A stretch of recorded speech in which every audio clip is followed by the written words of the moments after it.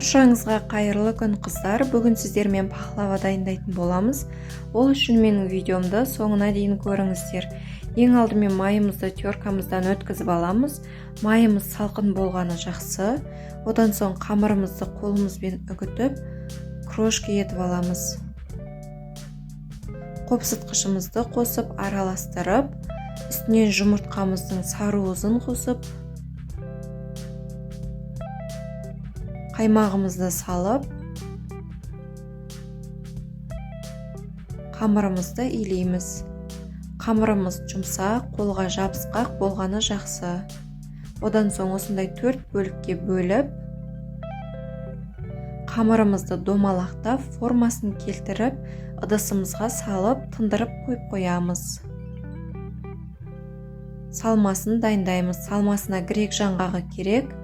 Грек жаңғағымызды осындай блендердің көмегімен жақсылап үгітіп, майдалап аламыз.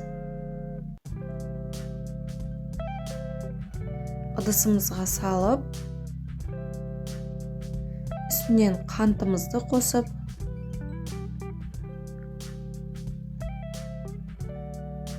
жұмыртқамыздың ақ-уызын салып, араластырып аламыз.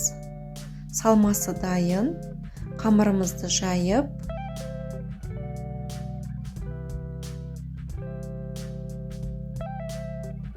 формамызға салып аламыз.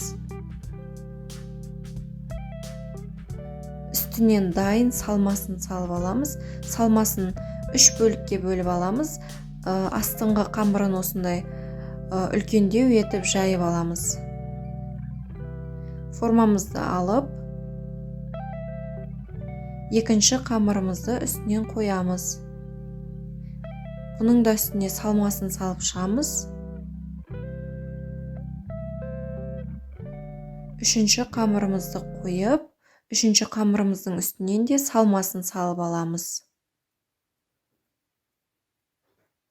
Төртінші қамырымызды үлкендеу етіп жаямыз. Одан соң астыңғы қамыр мен үстіңгі қамырдың басын біріктіріп, осындай шеттерін өріп шығамыз. Бетіне жұмыртқамыздың сары-уызын жағамыз. Пышақтың көмегімен пахлавамызды осылай кесіп аламыз. Үстінен грек жаңғағымызды қойып, сәндейміз. Пахлавамызды пешімізге салып, сиробымызды дайындаймыз. Қантымызды қосып, үстінен майымызды салып, балымызды салып, пешімізге баяу отқа ертіп аламыз. Пештен пахлавамызды шығарып, ыстық күйінше сиробымызды құйып, пешімізге 5 минутқа қойып аламыз. Пахлавамыз дайын, астарыңыз дәмді болсын.